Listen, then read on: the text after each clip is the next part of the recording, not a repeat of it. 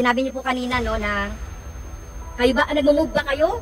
You are moving a motion to remove the confidential fund ng Ombudsman, I don't think, Mr. Speaker? Mr. Speaker, Your Honor, point of order. I don't think that it is proper in this body right now, talking about the budget, to make a motion. Yes, Masyado nating pinag-uusapan ng confidential fund. I have been in Congress since 2004. Hindi pinag-uusapan to eh. Ngayon lamang po, masyadong heated ang pag-uusap tungkol sa confidential fund. Hindi ko alam kung bakit, no?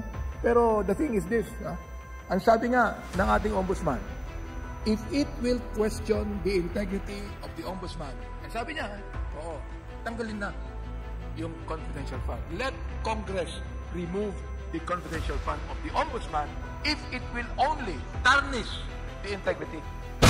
Tanong, Mr. Speaker, distinguished sponsor, siguro ang unang tanong ay tungkol din sa confidential funds. Okay.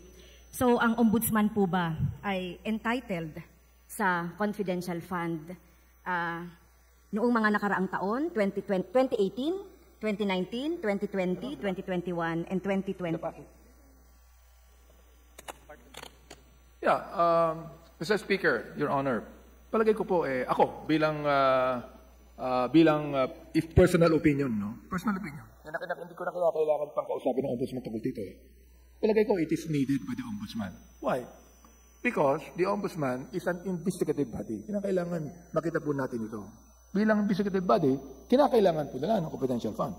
Ang pinag-uusapan lamang ito eh, ginagamit ba ang confidential fund ayon sa paggamit ng ombudsman? Which is correct.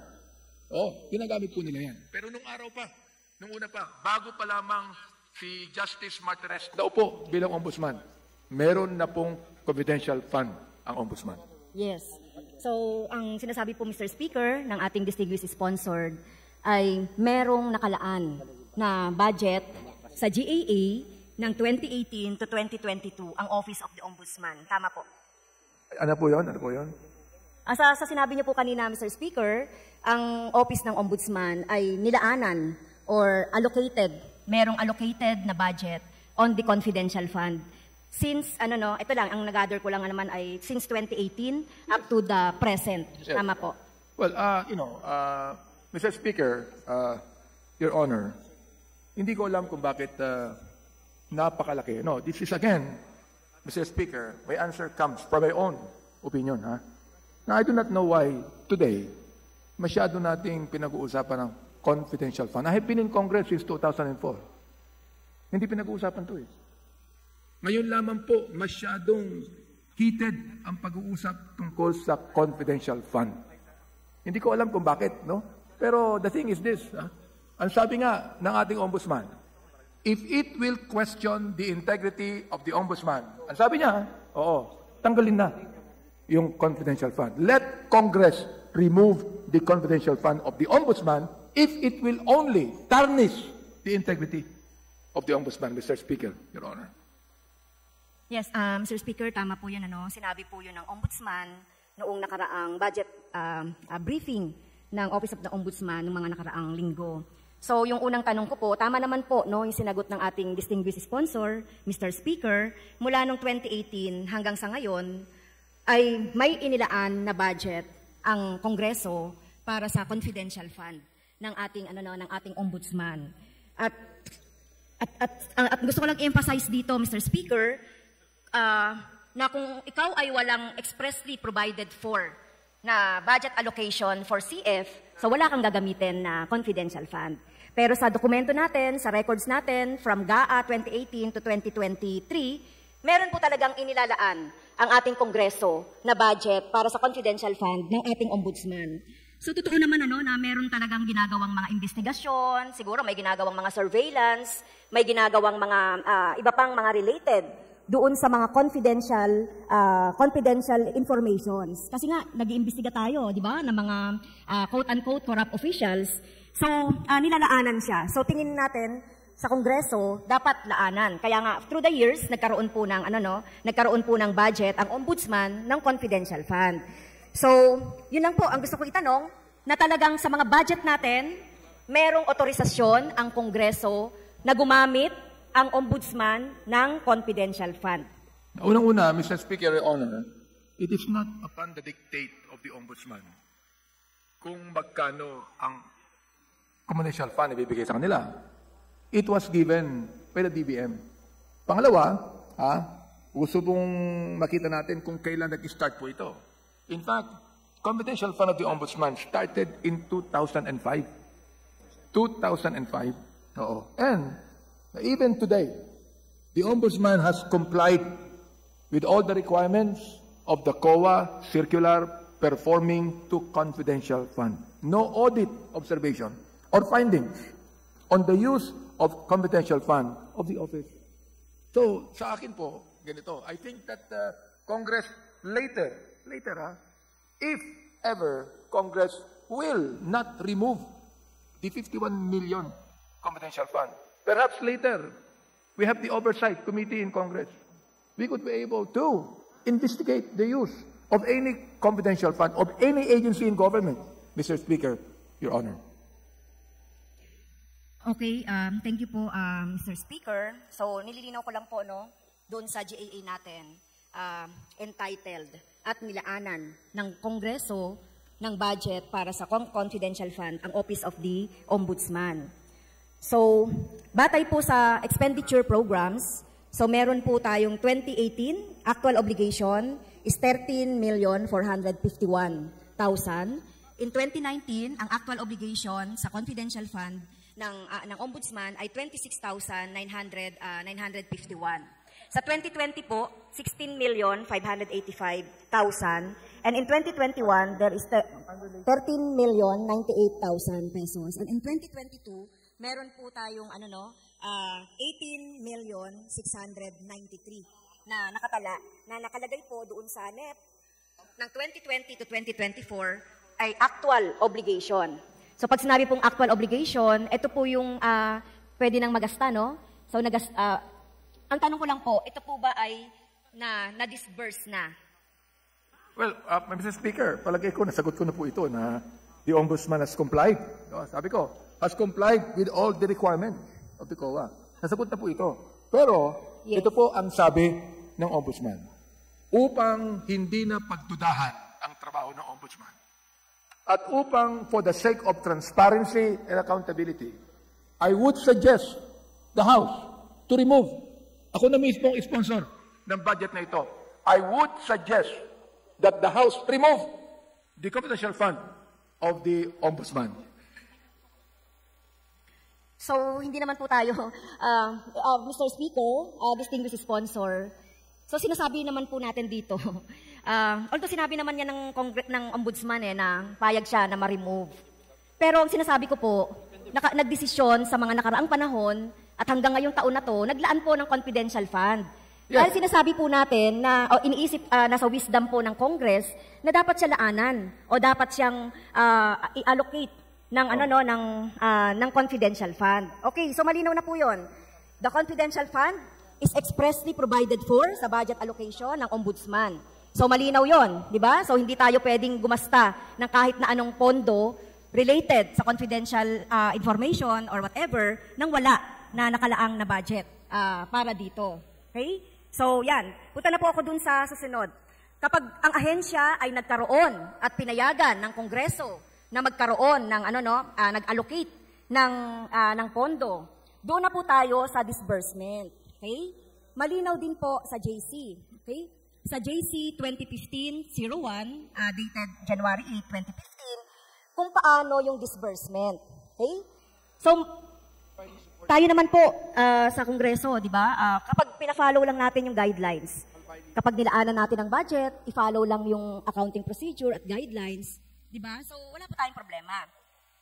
So, nakalagay po doon sa JC, ano po ba yung nire-require? Dahil medyo na-struck lang din po ako doon sa mga resibo na katulad na nabanggit ni Kong Arlene kanina, Kong Arlene Brosas, about the receipt, kasi nakalagay dito, no? Siguro, ulitin ko lang. Sabi po ng ating kagalang-galang na Ombudsman, pag ni-require nyo po ang isang ahensya ng gobyerno na may confidential fund, na mag-submit ng resibo, ay hindi na po confidential fund yon. Kasi just like if I now rent a safe house. Okay? Pagpaumanhin po ninyo, pero mula po nang ako'y naging ombudsman, wala pong nagsabi sa akin na mag-submit po kami ng resibo dahil paano ko po riresibuhan ng isang intelligence officer na sinuyo ko tignan ng isang bagay o isang kaso. Ano hong resibo ang ilalagay ko doon? Paano ho ililiquidate sa akin ng intel officer? If I get a safe house, magtataka pa ho kayo kung bakit ako kumuha ng safe house. Baka naman yung safe house na yon ay hindi totoong safe house, kundi motel. So paano i-liquidate sa amin yun? Paano kami magsasubmit ng resibo? Napakahirap po yata noon na mag-submit kami ng resibo. At siguro wala namang papayag din na Intel. So, binigyan ng 50,000 o liquidate mo sa akin na tuwing sasakay ka ng taxi, kung siya ay, which I did it before, na may pinamamanmanan ako ng isang empleyado ng ombudsman. Pinasundan ko, siguro mahihirapan yung intel officer na every now and then, bigay sa akin yung mga resibo ng gasolina at pag-liquidate ko ng resibo ng gasolina na yon as my own expense. Baka sabihin ng COA, hindi mag-claim ng gasoline expense because you have your transportation allowance. And lastly, sinabi po, so I don't think receipt is important. What is needed is that we make certification, we issue a certification to that effect that we have spent the confidential fund for the purpose of investigation of cases. Yun po, yung mga binanggit po doon sa budget hearing. At kino-confirm naman po yan kanina ng ating Office of the Ombudsman na binanggit. So ang binabanggit ko, ang gusto ko lang pong makuha dito ay yung pamamaraan na kapag ikaw ay entitled ng confidential fund, merong pamamaraan sa joint circular kung paano ito ililiquidate. Okay? So nandiyan po yan sa 4.12 ng JC. Disbursement from the confidential fund shall be supported with documentary evidence of payment, among others, which shall be submitted to ICFAO in a sealed envelope signed by the SDO. 4.13, disbursement from IF shall be supported with documentary evidence of payment in a sealed envelope signed by the SDO, kept at all time in the vault in his office. The same may be inspected by ICFAO or officers, personnel, duly authorized in writing by COA. Before our colleague continue on the reading of the joint circular, I have the copy of this, Mr. Speaker. Okay. At kanina, binanggit ko na po ito eh. When I was asked the question, I already mentioned this and cited the joint circular, Mr. Speaker. And the Ombudsman is faithfully adhering to the circular. And will faithfully adhere. Oo, Mr. Speaker, Your Honor. Pasensya ka na, medyo yes. Thank you. ininterrupt kita. Thank you, Mr. Chair, Mr. Speaker. So, ito po, nakalagay dyan sa page 8 kung paano po yung disbursements at saka yung accounting nitong confidential fund. Sa kung ito lang po ay nasusunod, wala naman po tayong, naman po tayong magiging problema. So, meron pong na-obligate ang Office of the Ombudsman from 2018 to 2022 na 88,778,000 pesos. So ito po ba ay disbursed na? Yes. Disbursed na po ito. So kung ito po ay disbursed na, okay na po yun, Kaya lang po, kaya ko po binabanggit yung sinasabi natin na mga provision or mga provision dito sa JC on how to disburse at pagre-report nitong confidential fund dahil, Mr. Speaker, nababahala kami na hindi talaga naliliquidate. At nababahala kami na kung naririnig ito ng ibang mga ahensya, especially from the Office of the Ombudsman, na sinabi niya yung mga binanggit ko kanina, merong 88.778 million na sinabi naman ay na-disburse na, na-obligate at na-disburse na, o na-liquidate na. At ngayong taon na to, meron na namang 31 million na confidential fund. For the next year, meron na naman pong 51.468 million na confidential fund. So nababahala po kami na kapag hindi natin sinunod itong nasa joint circular ng COA at iba pang mga ahensya, ay baka gayahin po tayo ng mga ahensya, di ba? Gayahin ng mga ahensya kung sinasabing hindi nagsasubmit ng resibo. Excuse me po, Mr. Speaker, patapusin niyo po ako para... Sige po. Okay, kaya nililinaw lang po natin ng usapin. Excited na kasi ako, Mr. Speaker, sumagot eh. Kaya po, nililinaw po lang natin, Mr. Speaker, Honorable Sponsor, nililinaw po lang natin na meron talaga na itinakda na mga panuntunan dito sa JC doon sa reporting requirements and the disbursements. At kung ito lang po ay nasusunod, ay wala po tayong problema. So, ang ibig po bang sabihin, Mr. Speaker, distinguished sponsor, binabawi na po ba ng ombudsman yung kanyang sinabi na hindi siya nagsasubmit ng resibo? Mr. Speaker, ang sinasabi lang po ng ombudsman natin ay hindi po resibo ang sinasubmit, kundi, ang sabi nga po sa Joint Circular, documentary evidence. Yes. Ito, hawak-hawak ko po dito yung pro forma na binigay. Hindi po ito pro forma ng ombudsman, kundi binigay po ito. Ito ang sinasubmit. At compliant po ang ombudsman dito. Tinan po natin maigi sapagkat ako, ramdam ko din ang damdamin, Mr. Speaker, ng ating colleague. No? At hayaan mo, sa ating kagalang-galang na congresswoman ng ACT, sama mo ko na mag-iimbestiga pag ginamit ng ombudsman ng mali ang kanilang confidential fund, kung ibibigay po natin ito. Ngayon, the thing is this. Again, let me reiterate the request of the ombudsman. If this will stain the integrity of the office of the ombudsman, kung merong pagdududa, ngayong yung tinatawag nating anti-corruption body ng gobyerno ay magiging corrupt din tungkol dito. Pagdududa, Mr. Speaker, Your Honor, ako mismo ang magsasabi, kahit na ayaw pong tanggalin ni Congressman Paduano ang confidential fund, ako na rin po magsasabi, tanggalin po natin itong 51 million na confidential fund ng Ombudsman. So darating po tayo dyan sa part na yan, Mr. Speaker, distinguished sponsor. So ano po ba yung mga sinabmit? I stand corrected. Wala naman sa JC yung resibo. Ang nakalagay dito ay yung proof of payment. Okay? Documents na proof of payment. So it could be receipt, official receipt, it could be voucher, it could be a petty cash voucher. Pwede rin naman sigurong nakasulat sa papel yan or whatever. Basta merong proof of payment. So, yun naman ang nakalagay dito. Tama. At saka certification. Papakita ko sa inyo. Certification na... Tinataas ko po para malaman po ng buong bayan na kino-comply po ng ombudsman ang kanilang responsibilidad. Okay, that would be good. So, certification na talagang nagamit, niliquidate, dinisburse, itong confidential fund. So, kaya sinabi ko kanina, wala tayong pagtatalo kapag ito ay nasunod. Okay. Sinabi niyo po kanina no, na kayo ba, nagmo-move ba kayo? You are moving a motion to remove the confidential fund ng ombudsman, I don't think, Mr. Speaker? Mr. Speaker, Your Honor, point of order. I don't think that it is proper in this body right now, talking about the budget, to make a motion. Yes, tinasabi ko lang po kanina. Hindi po, Sinasabi niyo, Mr. Speaker, no, I just would like to say this to a point of order. That is the not sponsor proper. asking for a ruling for a point of order? The point of order is that point of order. the proper period to propose such proposals is during the period of amendments. Yes. And there are other exact occasions for that. Yes, That's my ruling. So you may proceed, Your Honor. yes, ang tanong ko lang po, Mr. Speaker, kasi kanina pa po sinasabi ng ating sponsor na willing siya, no, at sa advice ng ombudsman kung tatanggalin po yung in a proper order naman. Hindi pa po ako tapos noon, in a proper time ng motion, magmumove po ba yung ating kagalang-galang na sponsor na tanggalin ang confidential fund ng ating Office of the Ombudsman? So yun lang po naman yung tanong ko. So hindi pa po tayo dito nagmo-motion to remove yung confidential fund. Kaya tinatanong ko lang po, in proper time, Mr. Speaker, magmumove po ba ang sponsor natin sa budget ng ng Ombudsman na tanggalin itong confidential funds?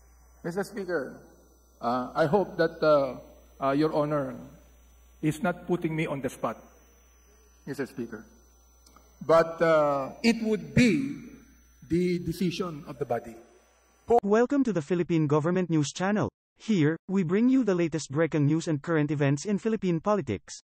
Get exclusive access to speech and video clips of President Ferdinand Bongbong Marcos Jr., as well as updates on Vice President Inday Sara Duterte. We strive to provide transparency and keep you informed about the Senate hearings and House of Representatives proceedings. Stay up to date with the political landscape of the Philippines by subscribing to our channel today. Don't miss out on important discussions and debates. Subscribe now.